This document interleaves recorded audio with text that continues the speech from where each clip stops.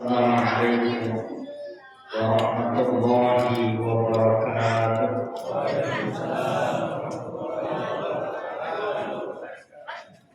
Bismillah, alhamdulillah, alhamdulillahilladzi anzala al-Qur'an hudan lin-nas wa bayyinatin minal huda wal furqan. Asyhadu an la ilaha illallah wa asyhadu anna Muhammadan abduhu wa rasuluhu la nabiyya ba'd. Allahumma shalli wa sallim wa barik ala sayyidina Muhammadin wa ala alihi wa ashabihi wa man tabi'ahum bi ihsanin ila yaumiddin, amma ba'd. Para jamaah rahimakumullah, pada kesempatan malam hari ini adalah malam yang ke-27 bulan Ramadan. Jika usia Ramadan 30 hari, maka tinggal 3 kali lagi kesempatan kita. Jika usia Ramadan tinggal 29 atau 29 hari, berarti tinggal 2 kali kesempatan kita untuk melaksanakan qiyam Ramadan.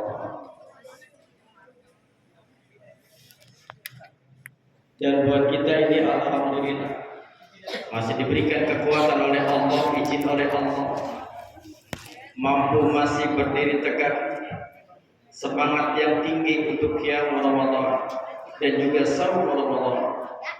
Maka kita ucapkan syukur kepada Allah, semoga nikmat kita terus ditambah oleh Allah Subhanahu wa taala. Salawat dan salam semoga tercurahkan kepada Nabi kita Nabi Muhammad sallallahu alaihi wasallam. Para jamaah rahimahumullah, saya tidak akan bahas yang namanya Lailatul Qadar. Saya akan bahas Al-Quran. Al-Quran itu tidak akan habis dibahas. Kenapa? Karena ternyata realitanya implementasi daripada Al-Quran itu yang sangat minim oleh umat Islam. Di Indonesia, Islam itu mayoritas, tapi akhlak Al-Qurannya yang minim. Di Indonesia, Islam itu mayoritas, tapi intelektual Al-Qurannya minoritas. Bahkan kajian-kajian di mana-mana, ketika melihat beberapa negara yang notabene mereka itu minoritas, kenyataannya mereka banyak yang mengamalkan Al-Quran. Konsep tentang apapun yang Al-Quran suguhkan sudah dipelajari oleh mereka semua orang-orang intelektual, karena mereka sadar bahwa sumber ilmu ada di Al-Quran. Model kita ini minim Pak terhadap pengetahuan Al-Quran. Kita harus hanya baru bisa baca Al-Quran. Bahkan anak-anak sekarang kita dengan bangganya bahwa mereka tahfidz Al-Quran, tapi mereka tidak punya akhlak Al-Quran. Sombongnya luar biasa Pak, Masya Allah. Lihat akhlak baginda Rasul. Bahkan Rasulullah adalah Al-Quran berjalan, kata Sayyidina Aisyah.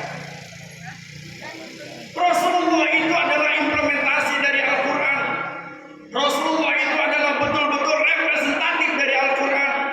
Apakah Rasulullah sombong? Lihat pengetahuannya, lihat intelektualnya, adabnya yang sangat luar biasa.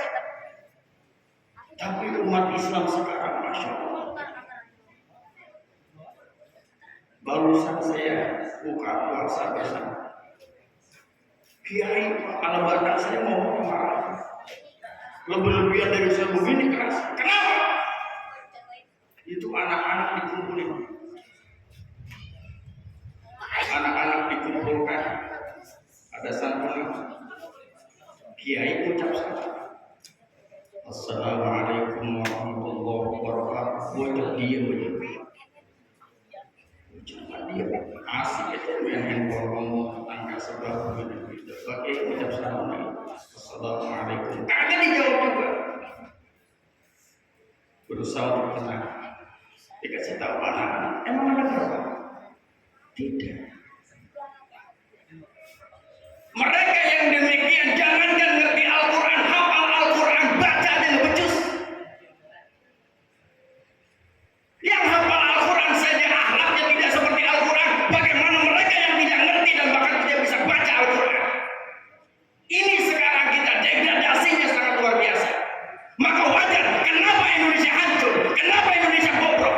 Karena salah satunya adalah yang harusnya dijadikan sebagai pedoman, mereka tidak menggunakan Al-Quran sebagai pedoman. Wajar kalau seandainya Indonesia hancur. Siapa yang menghancurkan? Mereka yang intelektual tinggi, ngambil ilmu dari Al-Quran, tapi tidak beradab sebagaimana adab yang ada dalam Al-Quran. Loh, kita aja kita Masya Allah, ini banget. Sebetulnya orang Indonesia, orang Islam tahu nggak apa itu Al-Quran sebetulnya? Dari Amerika ke dasar saja, mana Al-Quran? Secara istilah awam, Al-Quran adalah kalamullah yang diturunkan kepada Nabi Muhammad melalui malaikat Jibril secara mutawatir, dibacanya ibadah. Al-Quran itu apa? Kalamullah. Al-Quran kalamullah, Al-Quran firman Allah, Al-Quran wahyu dari Allah. Sekarang orang Pak lagi bahas. Kenapa? Karena adabnya terhadap Al-Quran minim. Ayat tentang la yamassuhu illal mutahharun dibahas habis. Siapa yang tidak boleh nyentuh? Siapa yang seharusnya menyentuh? Bagaimana? Siapa saja? Sebetulnya nggak usah neko-neko. Dalam kitab Safinah, kitab yang sangat kecil, di situ disebutkan siapa yang haram menyentuh Al-Quran. Masih nanya orang haid boleh nggak nyentuh Al-Quran? Dibahas lagi, kalau katanya Al-Quran dan terjemah boleh, itu bacaannya apa? Kan Al-Quran dan terjemah. Kecuali kalau terjemahan Al-Quran, terjemahannya saja toh. Al-Quran itu kalamullah, adanya pada apa? Ayat-ayat Al-Quran, ada di situ Al-Quran. Makanya kenapa mereka itu tidak indah dengan Al-Quran? Karena memang mereka nggak paham. Makanya mereka bisa hafal Al-Quran, tapi nggak ngerti itu apa Al-Quran. Karena memang dasar awalnya apa itu Al-Quran nggak ngerti. Al-Quran adalah kalamullah. Apapun yang ada tulisan Al-Quran itu kalamullah yang patut dihormati, yang patut dihargai, dan kita tidak boleh menyentuh kecuali dalam keadaan suci. Nah, orang sekarang itu dibuat. Akhirnya apa? Boleh katanya pegang Al-Quran, itu kan Al-Quran terjemah, banyak latinnya. Itu apa? Kan judulnya juga Al-Quran dan terjemah. Berarti apa? Al-Quran kan? Katanya bohong. Pak, ada ulama yang sangat, dia itu maksum. Saking maksumnya Pak, mohon maaf Pak, saya nggak nyinggung. Jika di masjid-masjid atau musola yang ada bacaan Al-Quran, yang mereka nggak mau sendiri Pak tembok kecuali dalam keadaan suci. Kenapa? Karena Al-Quran di situ Pak. Dulu Al-Quran ditulis di mushaf, sanggup kira-kira nyentuhnya. Dulu Al-Quran ditulis di tulang belulang, mau nyentuh dengan sembarangan? Tidak Pak, di tulang belulang, di kulit-kulit binatang, disentuhkan dengan sengaja tanpa hadas, tanpa wudhu, tidak ada berani.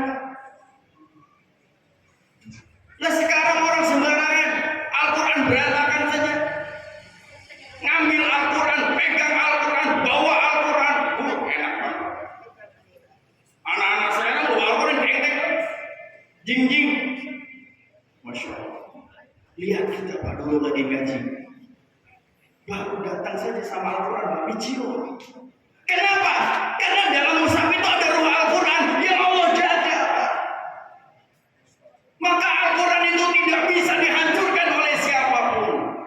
Inna nahnu nazzalna dzikra wa inna lahu lahafidun. Aku yang menurunkan Al-Quran kata Allah. Kami yang menurunkan Al-Quran, kami yang akan menjaga. Tidak ada yang sanggup menghancurkan Al-Quran. Yang mereka bakal hanya mushaf, tapi bukan Al-Quran.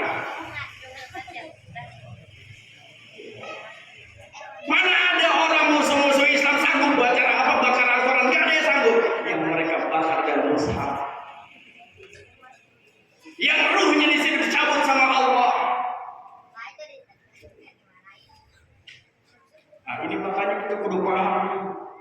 Kenapa sih di Indonesia Islam kalah? Karena orang Indonesia cuma melihat rumah orang. Ini rumah orang bagus, dikatain sama dia. Ayo kita bagus-bagus rumah. Jangan rumahnya yang kita bagusin, fondasinya Pak. Yang sekarang nggak ada itu adalah bagaimana cara membuat fondasi hebat. Generasi-generasi umat Islam seharusnya fondasinya yang sekarang kita buat. Bagaimana mereka biar kuat agamanya. Loh, bagaimana mau kuat agamanya ketika mereka lahir langsung mindsetnya yang diajarkan oleh anak kita adalah uang, kerja. Bagaimana selesainya menjadi kerja? Tidak bisa dipungkiri. Padahal apa? Mohon maaf. Seharusnya kan begini. Kita ajarkan dulu karena awal wajibin alal insan ma'rifatul ilahi istiqol. Yang pertama harus diajarkan kepada anak kita adalah ilahi, ketuhanan, Al-Quran, ketauhidan. Itu yang pertama wajib diajarkan dalam kitab Jubair. Seharusnya mereka kita ajarkan dulu masih kecil itu bagaimana ini cara baca Al-Quran. Ini loh tafsirnya begini, maknanya begini. Walaupun nanti sekolahnya di mana saja, kalau misalnya anak kita ngerti Al-Quran, alhamdulillah. Ketika mereka jadi dokter pun, dokter sekalipun, dokter yang beriman. Mereka jadi direktur yang beriman. Kenapa? Kita ajarkan Al-Quran sebelumnya. Lalu bagaimana mereka jadi beriman? Al-Quran menjadi dasarnya tidak diajarkan oleh umat Islam. Mereka bangga dari awal dengan matematik, mereka bangga dari awal dengan bahasa Inggris, mereka bangga dari awal dengan hitung-hitungan. Tapi mereka tidak pernah bangga menjadi anak yang menghafal Al-Quran. Mereka tidak bangga dengan anak yang bisa baca Al-Quran dan mengerti Al-Quran. Ini umat Islam. Kerja, perang, tantangan zaman luar biasa. Apalagi sekarang Pak, waduh, kita lagi diserang anak-anak kita dengan 3F. 3F. Film, food, fashion. Film semua diserang dengan menggunakan film-film. Belum lama enak password terkenal viral. Apa itu? Anak-anak kecil dijadikan sebagai pemeran video porno. Umat Islam itu ternyata yang main. Enggak malu. Baru mana kita angkat gitu. Berapa itu dia? Ratusan anak. Anak-anak kita dicekokin Pak sekarang.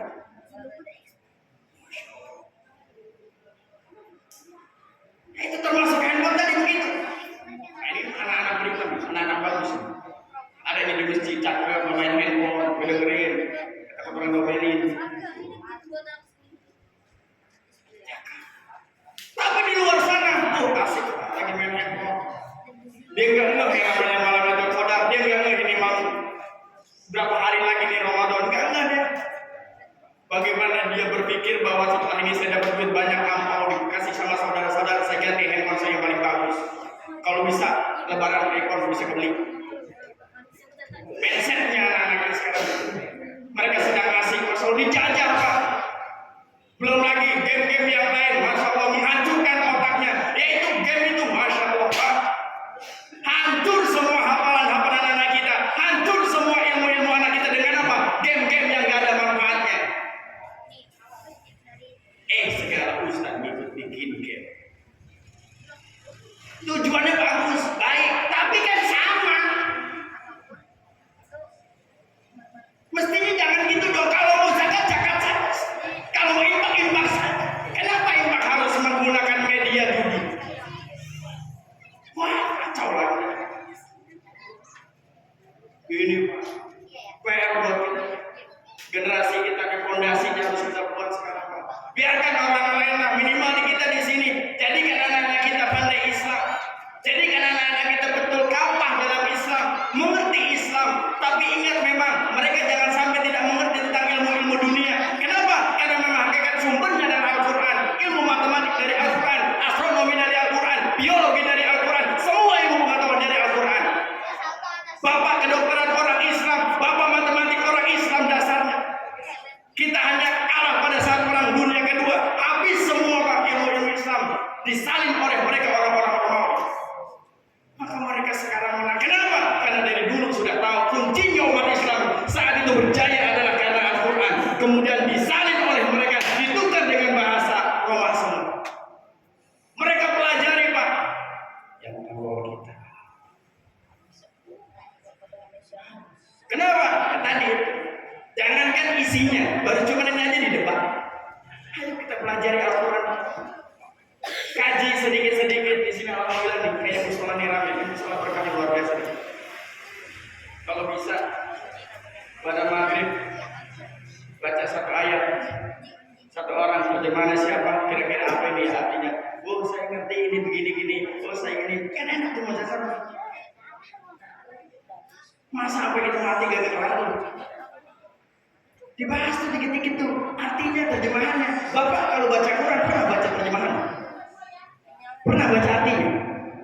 Mati nggak kira-kira yang dibaca apa? Maka kita cuma dapat pahala dikit banget, cuma dapat pahala baca, tapi nggak dapat pahala mengerti, mengamalkan dan lain sebagainya. Kalau pengen banyak, bacain minimal kita ngerti. Ya ma'asyaral jinni wal ins, in istata'tum an tanfudu min aqwaris samawati wal ardi fanfudu zatan fil sabr. Ini dia apa? Oh, wahai jin dan manusia, in istata'tum, apabila kamu ingin mampu an tanfudu untuk menembus dunia atas, fanfudu maka tembuslah. La tanfudu tidak akan ditembus illa bisultan, kecuali dengan kemampuan intelektual. Iya, berarti memang dari dulu sudah ada perintah Allah untuk sampai ke dunia kasar. Semua saya baca buku Profesor Dr. Syekh ahli tafsir Indonesia yang sangat diakui. Itu ada bukunya kecil, judulnya Mukjizat Al-Quran. Masya Allah, dibahas detail di situ. Dari semua macam keilmuan, dari mulai yang abstrak sampai kemudian yang gaib dibahas oleh beliau. Masya Allah, luar biasa Al-Quran. Makanya kecintaan kita terhadap Al-Quran minim, karena memang kita minim sekali mencintai Al-Quran. Mohon maaf, kita cuma baru bisa baca. Bapak baru kenal anak doang, kira-kira orang senang kagak?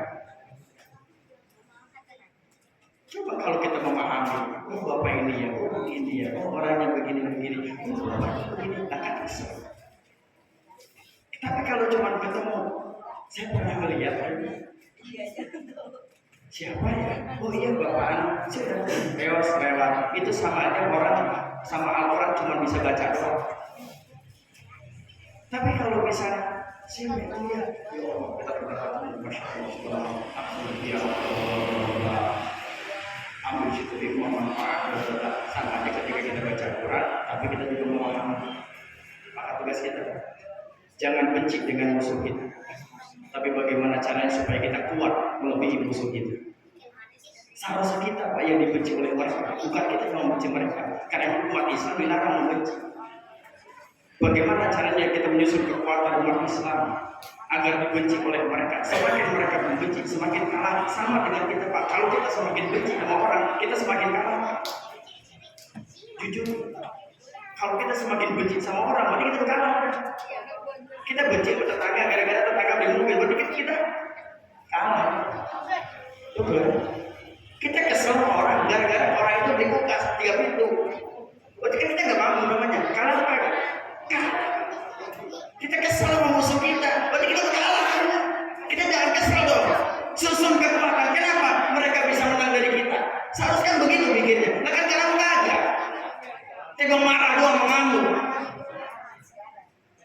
Marah mengamuk, tapi apa? Susun kekuatan kagak. Habis besok. Betul ya? Tuh. Kajian telah anyuk itu umat Islam jam sekarang itu marahnya doang ada. Tapi apa? Habis marah udah diam. Apalagi habis marah dikasih duit mah. Habis marah dikasih duit. Kira-kira marah lagi apa kagak? Kagak, diam aja.